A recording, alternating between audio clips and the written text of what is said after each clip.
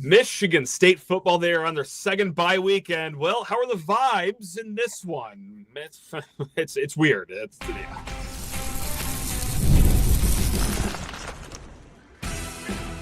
You are Locked On Spartans, your daily podcast on the Michigan State Spartans, part of the Locked On Podcast Network, your team every day. Today's episode of Locked On Spartans is brought to you by Gametime. Download the Gametime app, create an account, and use code LOCKEDONCollege for $20 off your first purchase. Spartan friends, Spartan family, Locked On Spartans listeners, how on earth are we all doing as we are celebrating, yes, another bye week here, because that's how it is in college football. But we will talk about football for the first segment here. We will get into Michigan State basketball and their opening night win against Colgate here in the second segment, and then Lord knows what's going to happen with me and Connor Muldowney here in the third segment, but somehow, some way, we will still continue to talk Michigan State sports. Now, Connor of the one, the only Spartan Avenue, pretty soon I'm going to ask how you are doing, but I'm a selfish person, so let me just ask myself how I'm doing, because that's where I want to start the conversation here.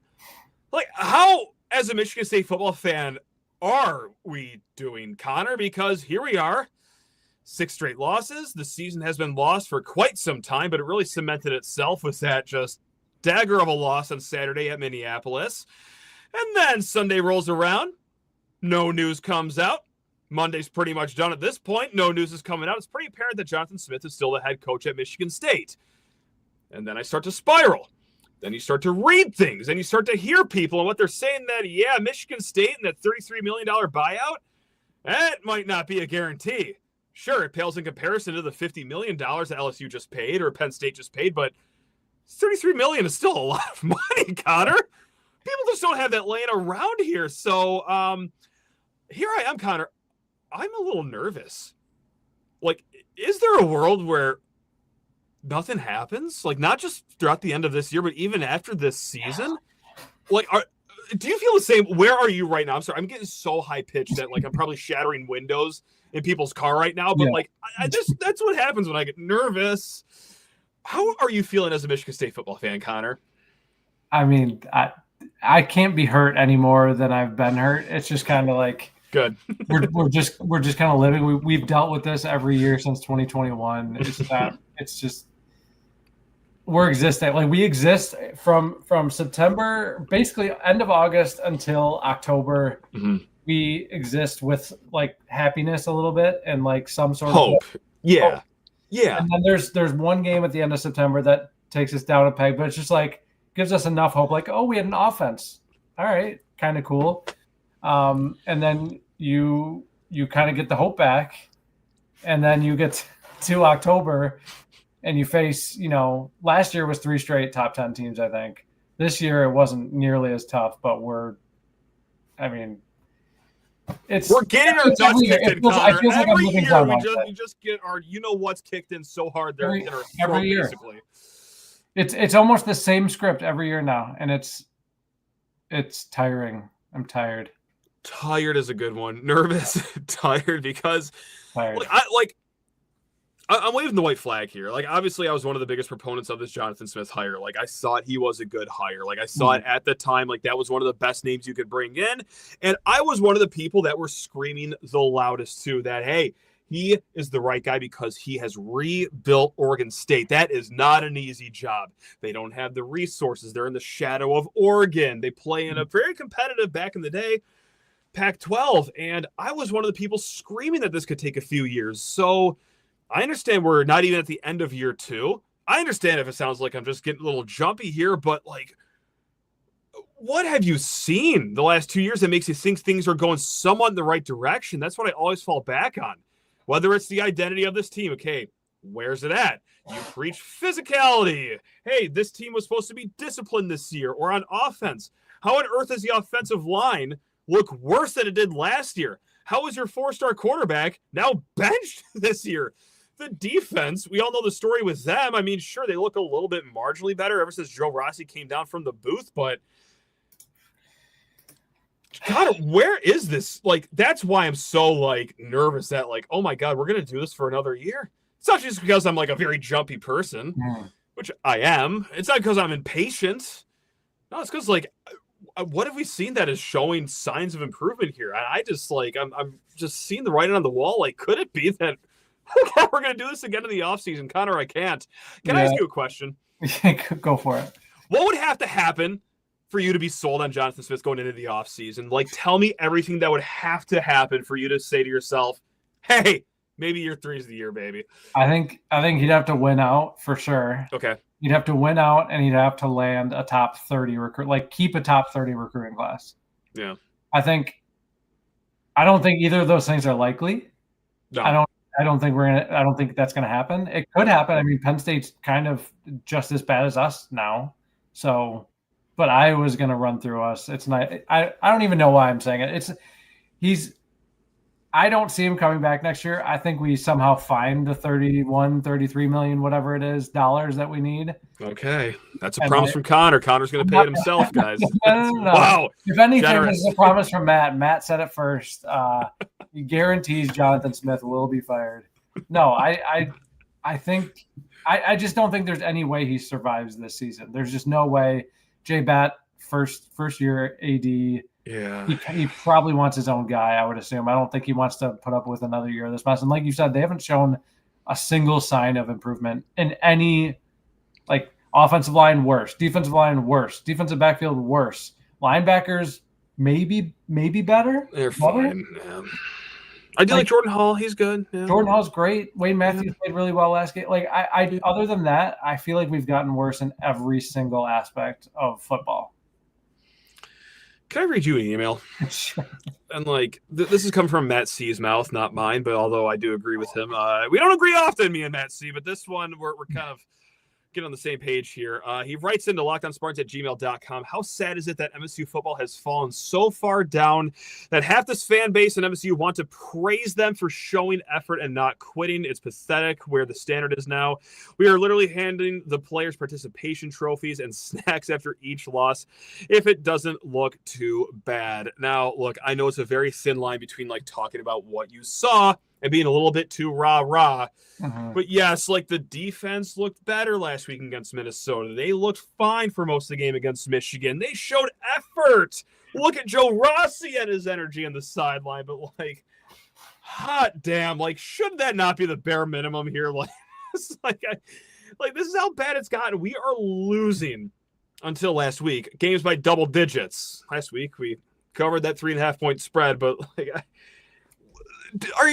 are you one of these people that, and it's okay if you are, I actually envy you, but are you one of these people that like see the effort and like see that this being a positive and that maybe momentum late in the season is building? Because obviously you could tell by the tone of my voice. I don't, but Connor, like you're a nice person. Like, do you?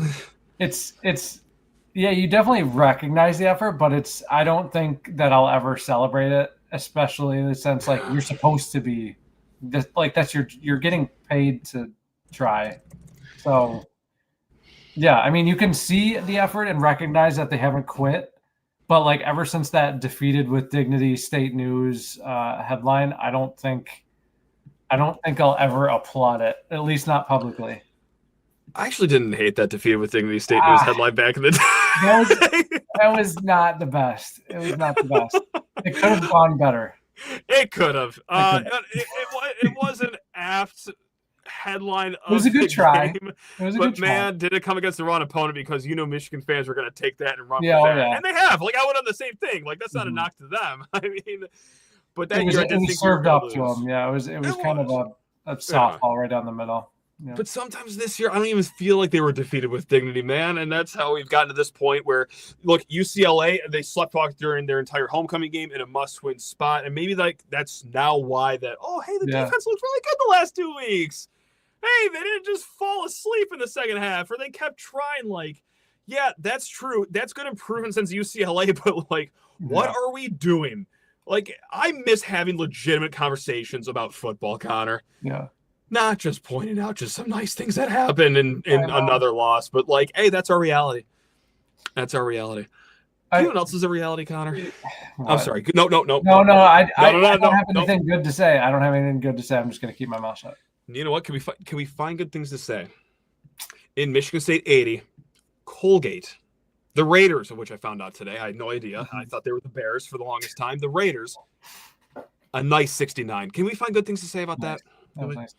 Thank you. I like that. That's right. Yeah, Jeremy Fears is good and should probably play 40 minutes a game. More on that in a hot second. That's right, because Michigan State, yes, they started opening night with a victory, but first, guys, got to talk your ears off about Gametime. That's right, the greatest ticketing app in the land. And let's say that you want to go to this Penn State game, last game of Spartan Stadium of the year. Sure, I know it's like 2 weeks away, but you can still save some good money on Gametime because, well, that's just what they're all about on Gametime. Or let's say you want to go to this next game at Breslin Center Saturday night against Arkansas. Yeah, that's going to be a nice ticket to get here. Save money on those tickets, whether it is a few days out, just like we are right now from this Arkansas game, or let's say it's Saturday, you want to score a last-minute ticket deal, guys, Gametime has that for you. Gametime is the app that gives the advantage back to fans. It's the easiest way to score last-minute tickets at the best prices with no surprise fees. My favorite part about Gametime, no surprise fees, no nonsense. It is just what you are paying, and 2 taps, and it's right to your phone, guys. Take the guesswork out of buying college football tickets, college basketball tickets, whatever it is, with Gametime. Download the Gametime app, create an account, and use code LOCKEDONCollege for $20 off your first purchase. Terms apply. Again, that's promo code LOCKEDONCollege for $20 off. Swipe, tap, ticket, go. Download Gametime today. Now let's drag him back out here, the one, the only Connor Muldowney of Spartan Avenue. And weird, I guess-ish game. 3 points at halftime. Colgate, to their credit, hitting pretty difficult shots in the first half, although the defense also gave some holes where they gave up wide-open three-pointers. Michigan State pulls away in the second half, and this is where the weird part comes in. 27 free throw attempts in the second half. Now, I'm not going to say that the refs won the game for them. I think Michigan State was the better team. Certainly the rebounding margin between these two teams was also a big proponent here. But man, I do worry, and I hate to say this after a win, I do worry about this half-court offense. I don't think you're going to be getting 27 free throw attempts in every single half from here on out. But the word I would use, I'm going to use the same question I did for the first segment, as how are you feeling as a Michigan State basketball fan? And Connor, I think I'm going to use the same answer here. I think I'm going to say nervous. Maybe I'm just a nervous person. That should surprise no one that listens to the show. But, like, yeah, they won. It was a double-digit victory. But, oh, my, does that half-court offense, if you add the exhibition games in that too?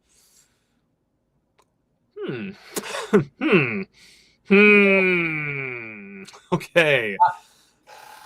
I wouldn't say nervous. I don't know. Okay. I think this is every single, first couple of games we have slow starts. Colgate's not a bad team. Colgate's made 4 out of the past 5 NCAA tournaments as a mid-major. They're not a bad team. They're fine. Yeah. Well coached. It was pretty obvious that like they knew the game plan was to play a little bit of like matchup zone kind of thing and make us shoot some. I mean, we shot probably 10 threes in the first 10 minutes of the game. You're right. I think we're going to be fine. I'm a little more worried about our defense than I am our offense. Okay. I feel like they got lost on a lot of switches, which felt like it is early in the season. Like this is stuff that if it's happening now, you're fine with. If it's happening in, December, January, that's an issue. But like on a lot of pick and pops, the bigs got caught up on a lot of switches and let up a bunch of wide open threes. Yeah. So that was my biggest concern, that and the free throw misses. But I kind of feel the same way I did going into it as I do now. Like it didn't change my expectation one way or another on this team. Okay. I needed to hear that actually, because I might be overreacting just a little bit here. And my biggest overreaction comes from like one thing that I was talking about even before this scrimmage against Bowling Green. So one of the things we're going to be looking for, one of the things I'm most nervous about going into the season is 3-point shooting. And it's not even from the sense of like, hey, when you make a 3, that's more than 2 points. That's a lot of fun, but also what it does for an offense. Like, it adds spacing. It doesn't let the defense pack it in, or oftentimes in this game, play that zone defense. So, look, with the lack of spacing, Michigan State got caught in like a lot of weird shot opportunities, a lot of mid-range, which I know that the Tom Izzo coach teams that we know are no strangers to mid-range jump shots, but boy, Connor, did they have to settle for a lot of those. And yeah, so going 6 of 21 from 3-point land for 28%, like that's one thing, but you're really already starting to see in just game one, like what that could do for the spacing in the floor. And then you got Carson Cooper. He's shooting like 10 footers, which he made, like 2 or 3. Yeah. How sustainable is that though? Like, you don't want him taking that shot. I mean, he's not Rasheed Wallace out there. He's he's got 2 left feet and 2 left hands around the hoop. Like I don't know. That's another thing. Like the missed layups. Like I feel like that happens every year where we just cannot hit layup. Like we can't score around the rim. We had the shots. We had wide open layups, and we're just blowing them left and right. I'm looking at the box score right now. It says 10 of 13 on layups. That can't be right. That was at least 10 of 23. I mean, a lot of those misses probably were fouls. Yeah. I saw 3 in the same like TV timeout length. Like that's not possible. So look, I like just look good and win, especially on Saturday. Like all my issues are absolved right here, but also it's just what you said before the break. Jeremy Fierce has got to play. I mean, 40 minutes. What did he play? 34 tonight. Really solid game. Double-double. Of course, he had 10 assists, 14 points. Yeah. Got to the free throw line, which he's really good at, and that is a skill in this day and age of college basketball. But ain't no one really backing him up, right? I mean, I know we got Divine Ukachukwu. I mean, he went 0 of 3 today, which is actually, unfortunately, precisely the shooting line I expect from him. Yeah. Every single night, Jordan Scott's got to play the same. Like, he's a guy that I think is going to be really good, and I think he showed today why everybody's going to really like him. He's just he's always doing the right thing. Always. Like, almost – exclusively the right things, like tapping out offensive rebounds, diving for loose balls. I think he had 2 offensive rebounds. It's 6 rebounds, and he's a small forward. So I think he's got to play like 18 to 20 minutes a game. Like he's a spark. Especially in the first half too. And look, it's not like MSU was like ever in danger of going down big in the first half or anything, but I mean, it wasn't like he scored a ton. It was just 4 points in the first half. But like, I'm looking at him, it's like, okay, he's kind of the guy keeping our head above water right now. And as I was thinking about like, our chat later on tonight, which is happening right now, I was going to ask the question, like, good thing or bad thing that the freshman, because Cam Moore also looked pretty solid enough too in the first half, I thought. Good thing or bad thing that your 2 freshmen are like 2 of the best players in the court right now. Like, is that I guess it's a glass half full or half empty question. Like, does that show promise, or are you actually concerned about like, the leaders of this team like might not be up to snuff, or is this all just a big overreaction as I'm talking about a game 1 moment right here? I think the 4 like key returning guys, like the big 4, I guess you could call them. I don't know if you really want to include all 4 there, but why not? Like, those 4 guys have looked, solid through the exhibitions. Good tonight. Like Carr, he could probably afford to do a little bit more. I felt like he was really passive. They kind of need him to do more, but he's probably saving that for an opponent that needs more out of him. But the fact that the 2 freshmen stood out, I think that's a good thing. Like, I think you'd rather see them look like they've been on campus for 2 or 3 years than look like they've never seen a basketball before. Right. Even if it means they're like the best players on the floor at the time that they're on the floor, which can be concerning depending on who's out there with them. But for the most part, I felt like that was a really good sign that we can rely on Scott and Ward to kind of play 15-ish minutes a game.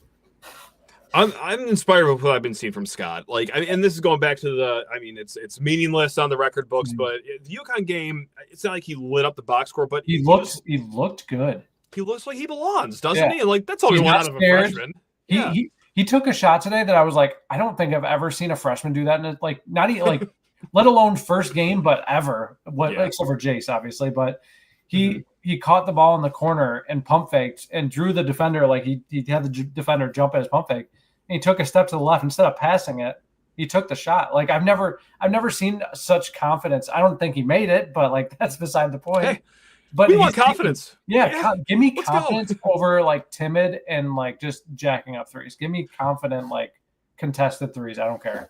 I'm with you. So, yeah, early on, inspired by what we've seen from Jordan Scott. Cam Ward, I mean, certainly he's Division I ready. I don't know, like, what his role will be the rest of the year. But early on in the year, like, counting yourself seeing some Cam Ward. And, yeah, just like you said, Cohen Carr, like, you know who else I thought that Cohen Carr thought was timid? I think Cohen Carr thought that, too, because, I mean, he came alive 9 points in the second half, 0 rebounds in the first half, 4 rebounds in the second half. Make your free throws, too. Like, that's all I ask. How about just everyone? I mean, can I just read this off really quick? This is going to make Tom Izzo throw up if he hasn't already from this. This was first of all, 37 attempts, which... insane.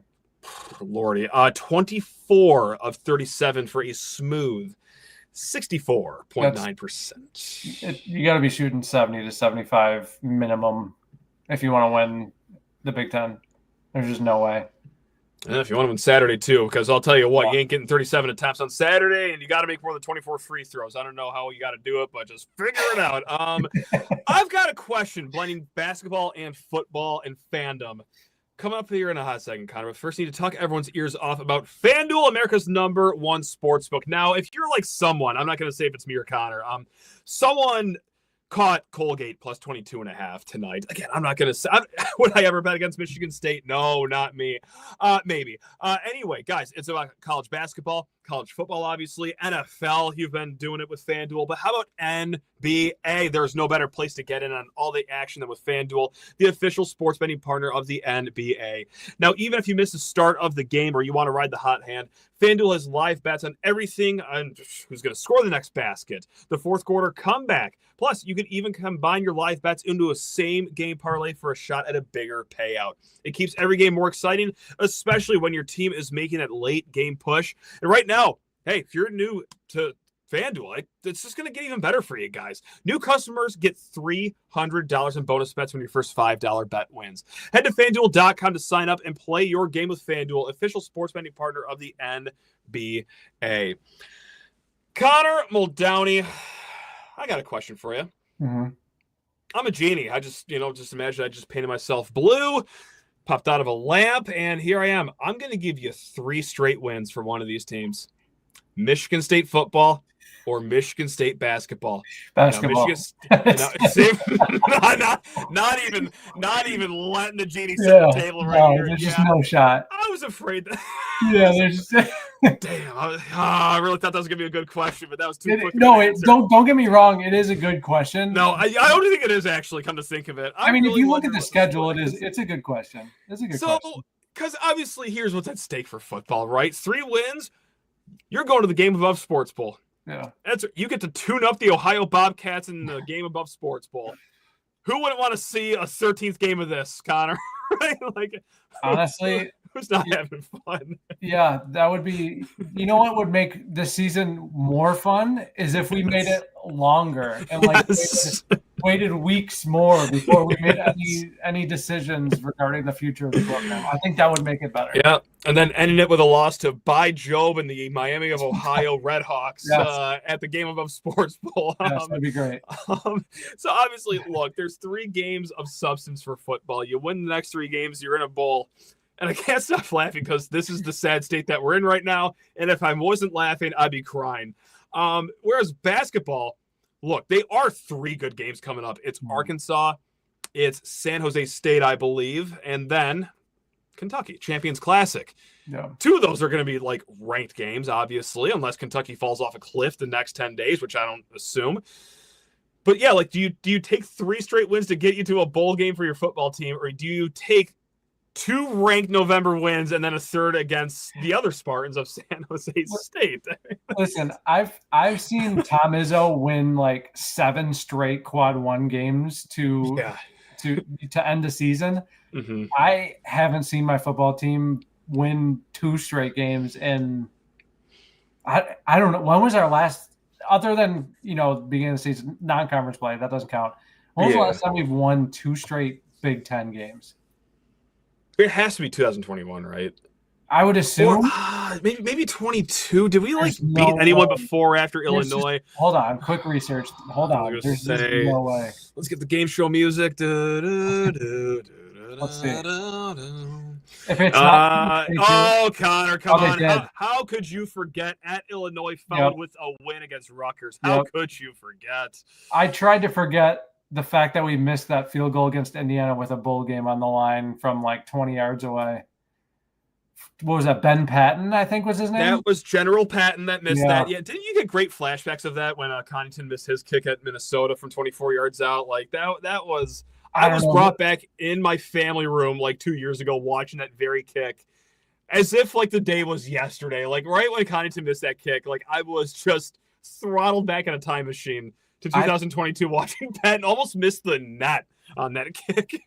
If I'm ever told that I don't show enough emotion, I can point to the moment that Ben Patton missed the field goal against Indiana as the reason why I no longer have emotion. Yeah. I just siphoned out of you. I remember that not only did I have money on it, which like obviously made everything so much worse, but like watching us not call a timeout or not try to score a touchdown just to like guarantee the win and just try to kick a field goal, putting the game in a college kicker's hands. It was one of the signs were all there. We should have seen the signs. The signs were there. We were doing stupid things on the field. Smart things off the field, at least, though. So that was good. We had that we were. The culture was just fantastic. At least we had one half of it going on. Yeah. Why is our answer basketball though? Like, is it just because we're? Is it Izzo? Is it because he's the one that's given us smiles the last few years? Yes. Like, is that it? Okay. Even when Izzo has his bad seasons, we're making the tournament as a 7 seed. Yeah. And like at least winning a game. Like I was just say, like a fun win in the season. Like we're playing a postseason game. We're playing meaningful basketball past the regular season. Football doesn't do like they've done that. If you really think about it, they've done it one time since 2019.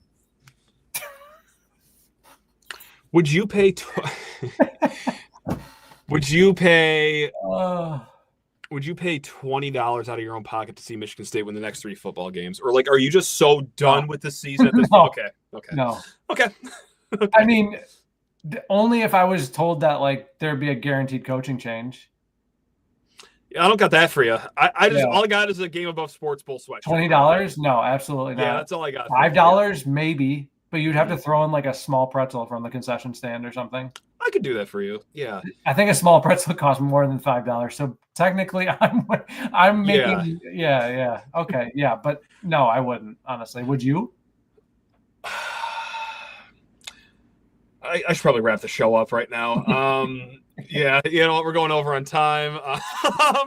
No, because like, look, this is a question I wanted to ask. It's like, because how just done are people with the football season? Like, are people so done to the point where like they literally don't even care? Like they wouldn't even pay like $5, $20, $50 for 3 more wins? Because I would pay $20 for just to feel something for a few more weeks, I guess, but like I sound like a drug addict at that point. Like now I just need an intervention. I mean, do you know how done fans are?